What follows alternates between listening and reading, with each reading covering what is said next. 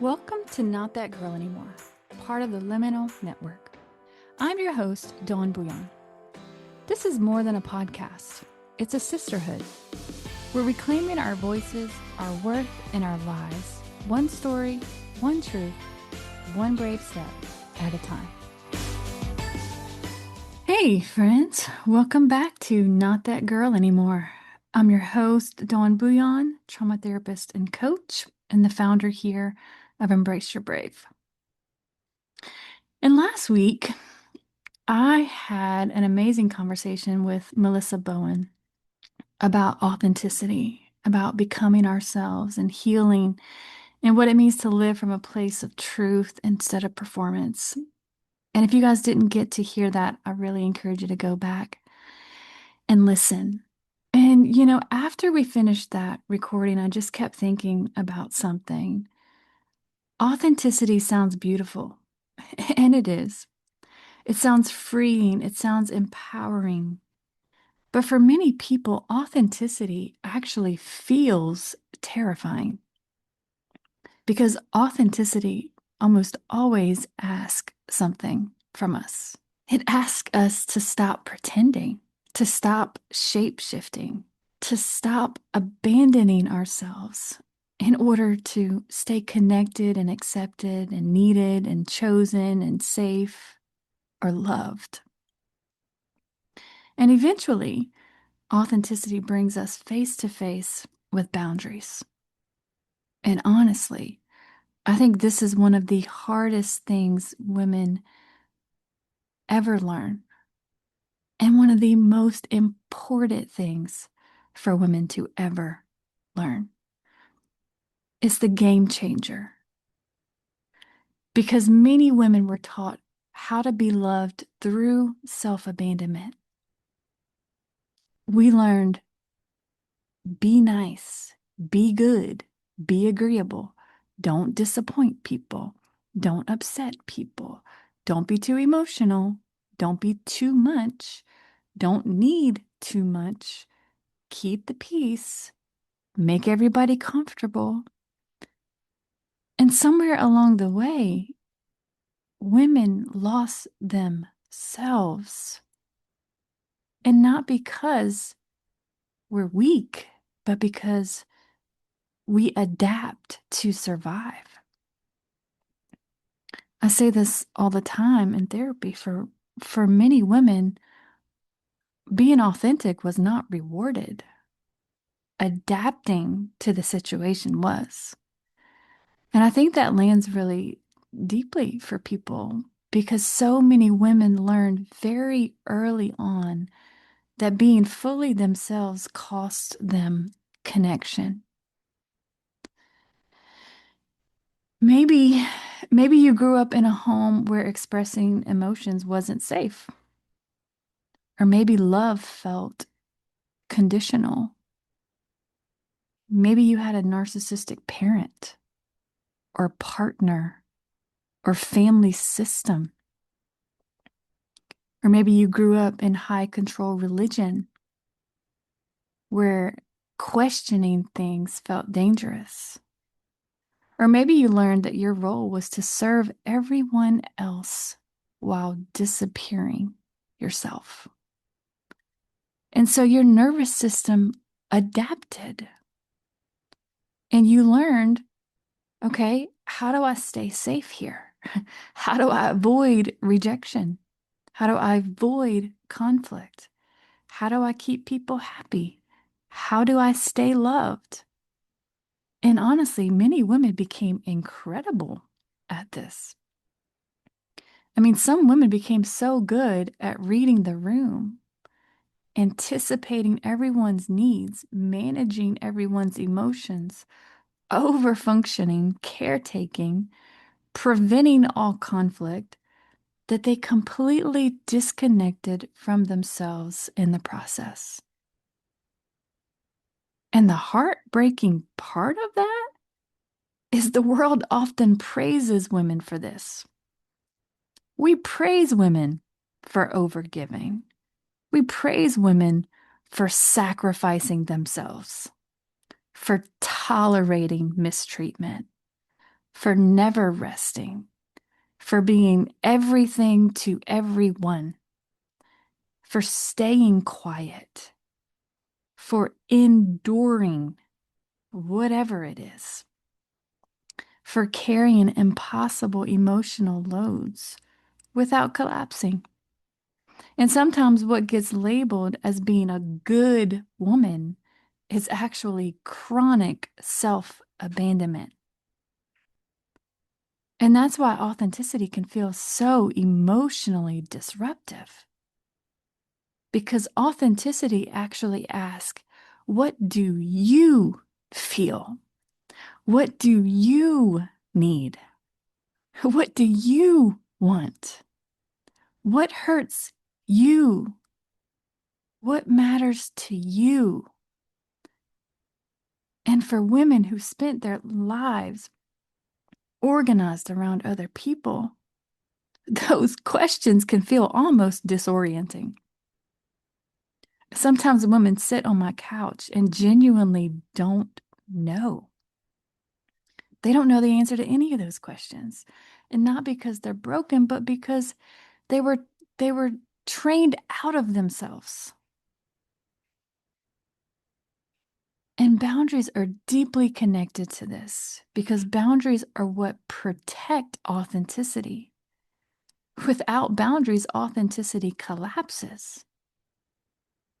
Because every time we silence ourselves to keep the peace, every time we say yes when we mean to say no, every time we overextend, overgive, overexplain, or betray ourselves for connection, we move further away from who we really are.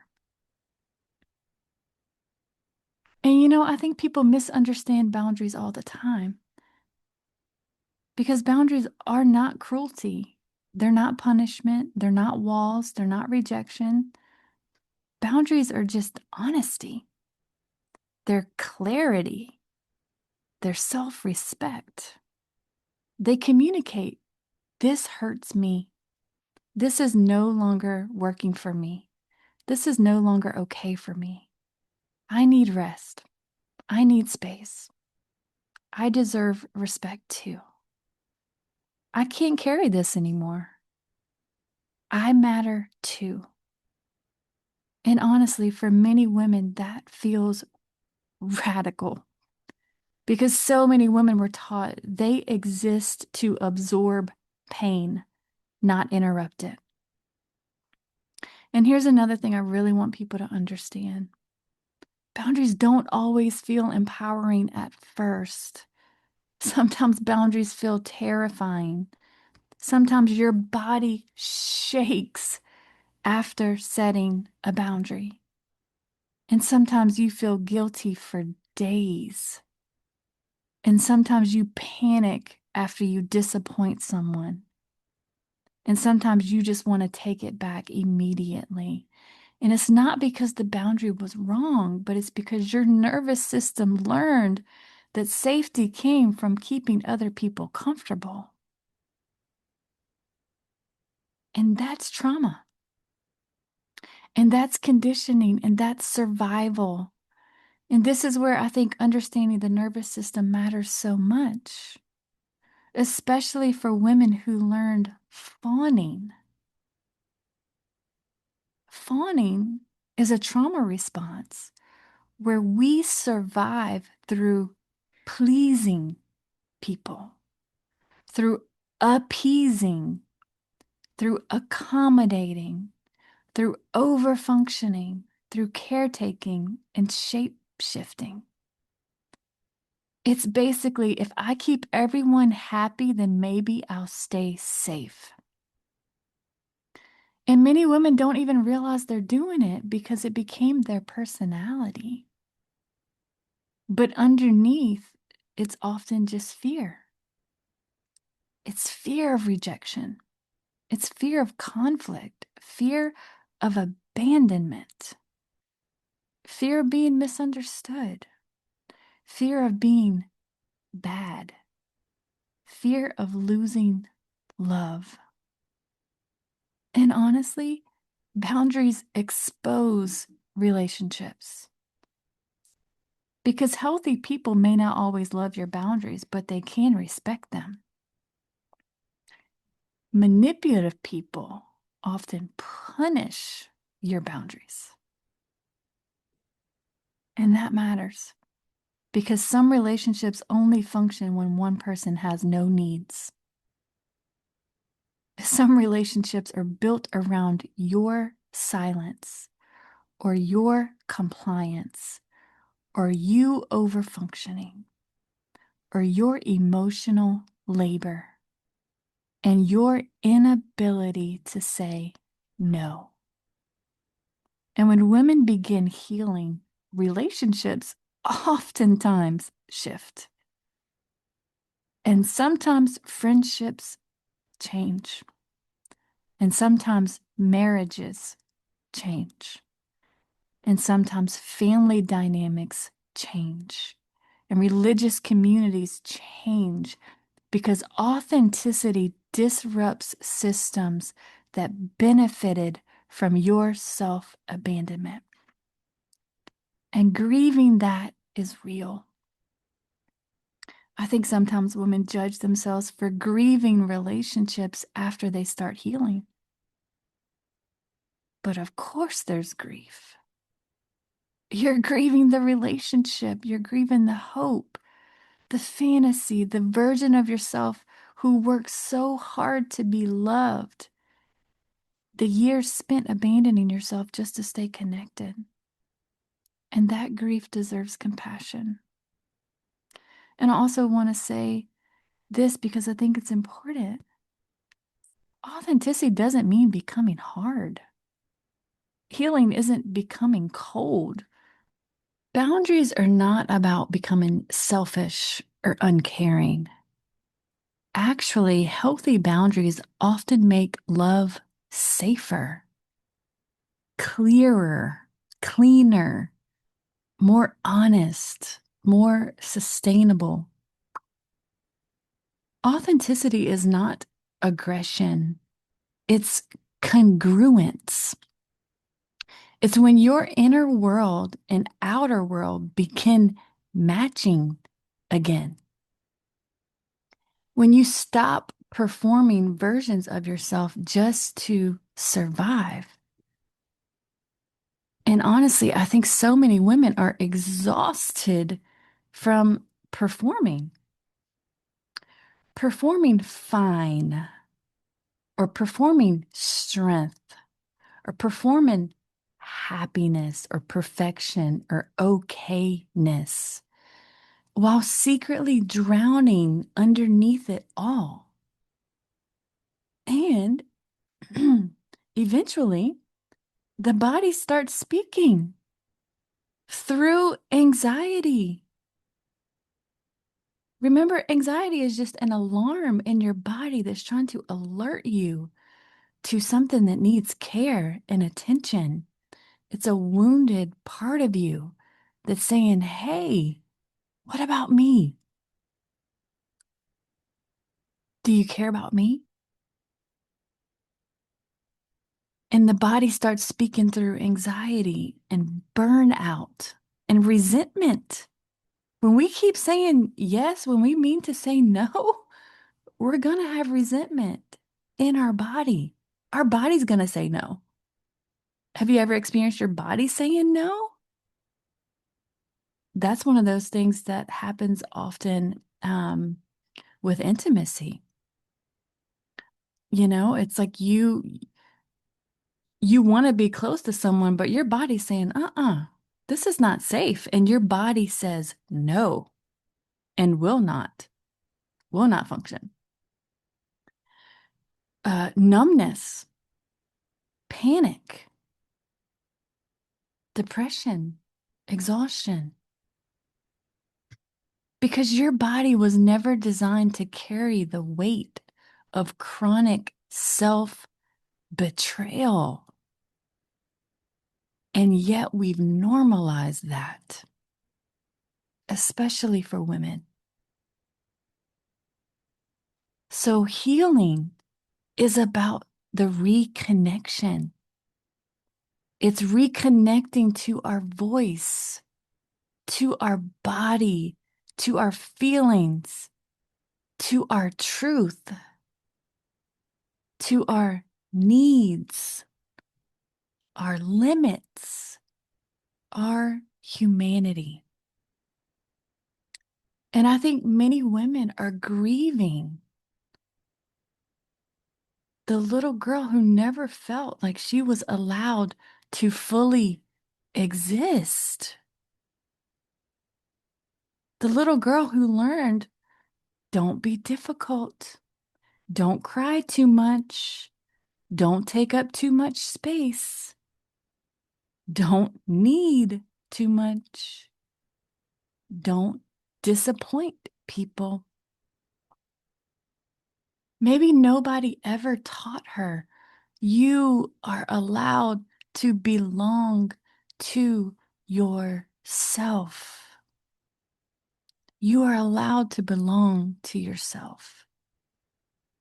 And that line gets me every time because I think so many women have spent their lives belonging to everyone except for themselves.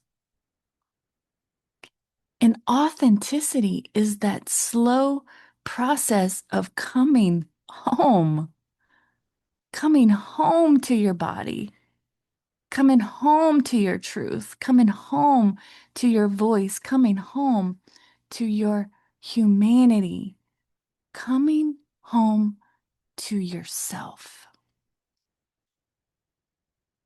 And yes, some people, many people may misunderstand your boundaries, and some people may become uncomfortable. And some people might even call you selfish simply because you stopped over functioning for them. But there is incredible peace on the other side of authenticity. There is freedom in no longer betraying yourself. There is healing in finally telling the truth. And there is relief in realizing you don't have to earn love through exhaustion anymore. And there is something profoundly beautiful about being loved for who you actually are instead of who you had to become to survive. So, if authenticity feels scary to you, I hope you hear this. There was probably a time in your life when it genuinely was unsafe to fully be yourself. And your nervous system adapted for a reason. And your people pleasing makes sense. And your guilt makes sense. And your fear makes sense. And your anxiety makes sense. But healing is slowly teaching your body, I don't have to abandon myself to be loved anymore. And that takes time. And that takes gentleness and practice and patience and support and compassion and a whole lot of courage. And so maybe today we ask ourselves, where am I abandoning myself? What truth am I afraid to say? What boundary do I keep avoiding? What version of me am I exhausted from performing? And what would it feel like to finally belong to myself? And these are questions worth asking because you matter. You matter. And listen, I know when we first start practicing some of these things, You might feel like you're doing something wrong by mattering, but that is simply because of our conditioning. Choosing you feels wrong in this society, but it is the pathway to healing, and it is the pathway to belonging to yourself. So I am inviting you into that journey because you matter, and reclaiming you is what I want for you. And I do have an ongoing group right now called Reclaiming You. And that's what it's all about. And it's a beautiful group of women that are coming together and sharing their stories. And we get to help each other matter. And we get to care for and comfort each other's pain. And we get to empower each other to take your life back, to reclaim you, to reclaim your voice, to reconnect to your body, to reconnect to your heart, to your gut, to you. And it is a beautiful thing. And if you're ready for something like that, and even if you think you're not ready, just come. Just come. This is such a powerful group, and the power in group is in the group. It's in you. It's in y'all showing up authentically and honestly and saying, this hurts. And this is what happened to me. And all of us getting to care. So it's a powerful group, and it is my heart to help as many women as possible to heal, to thrive, to dream, and to not go through any of this alone. So that's an ongoing group. Right now, it meets in person in Lafayette, and I do have an online option for anyone that wants that option, because I want women across the world to experience this because you matter. So thank you so much for being here today. And if this episode resonated with you, share it with someone else who might need it. I know there's so many women quietly disappearing inside their lives. And I want women to know that they matter and they are allowed to come back home to themselves.